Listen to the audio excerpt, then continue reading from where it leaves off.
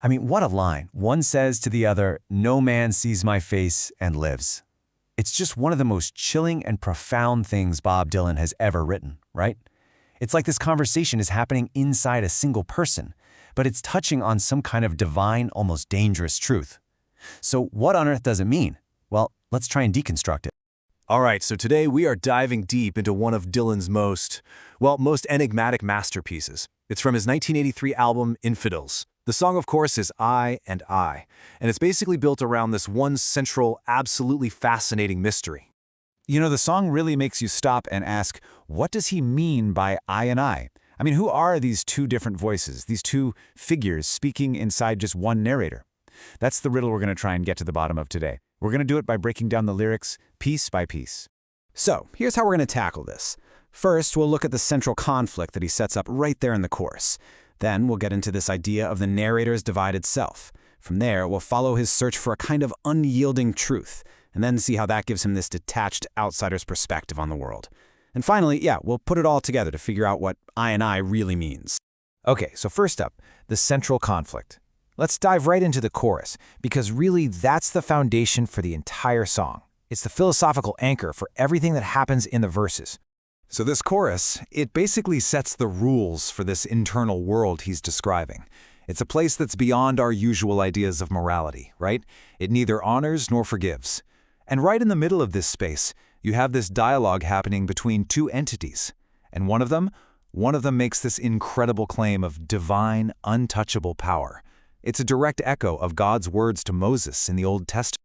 And this right here, this is the core tension of the whole song, laid out perfectly. On one side, you've got the mundane I. You could call it the ego, right? The guy who's just kind of restless, thinking, think I'll go for a walk, because not much happening here. He's human, he's relatable, he's maybe even a little bored. But then, on the other side, you've got the divine I. This is the higher self, a voice of absolute, eternal authority. The entire song is basically the story of these two selves trying to share a single mind. Okay, so we see the conflict, but how does this actually play out in the verses? Well, Dylan gives us these absolutely incredible moments where the narrator feels almost like a passenger in his own body. This line right here, this is maybe the most direct admission of that internal split in the whole song. His physical self, his mouth, is out there performing actions in the world, saying things he doesn't even feel like he's in control of. But his true consciousness, that core I, has pulled back. It's just listening to its own inner truth, to its heart. And you see this feeling of separation just woven all through the verses. He's avoiding conversations about the past, he's got nothing to say, and then he hits you with this incredible metaphor. I've made shoes for everyone, even you, while I still go barefoot. Wow.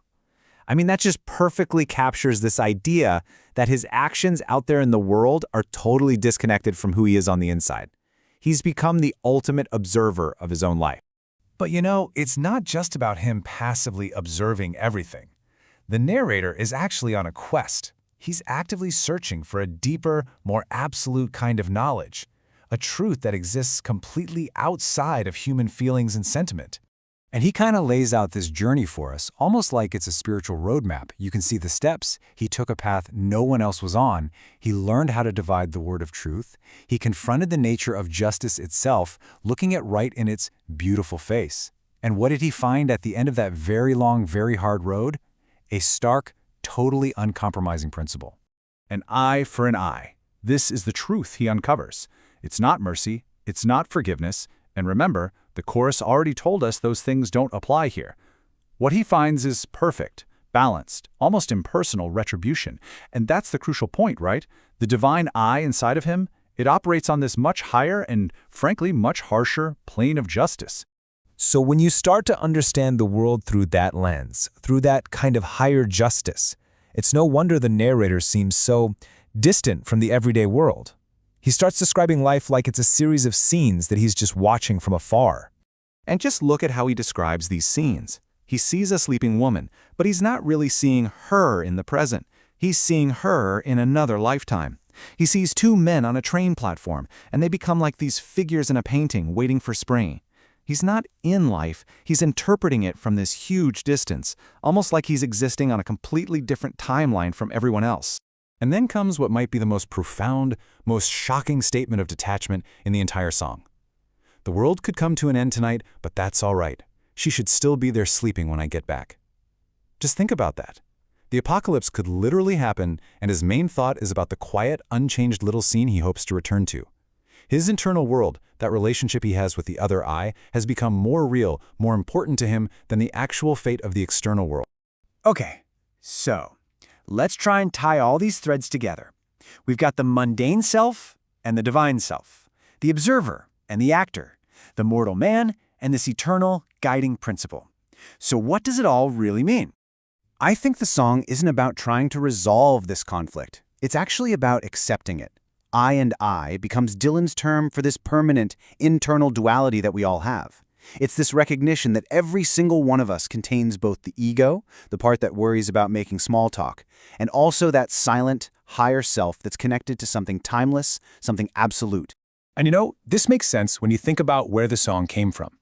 It's off his 1983 album, Infidels, which was a period where Dylan was just deeply exploring these kinds of complex spiritual themes. And the power of this idea, well, it clearly resonated. It wasn't just a studio thought. He came back to this meditation on the self over 200 times in his live shows. 204 times, to be exact. That tells you something. And so that really leaves us with the central question of the song, doesn't it?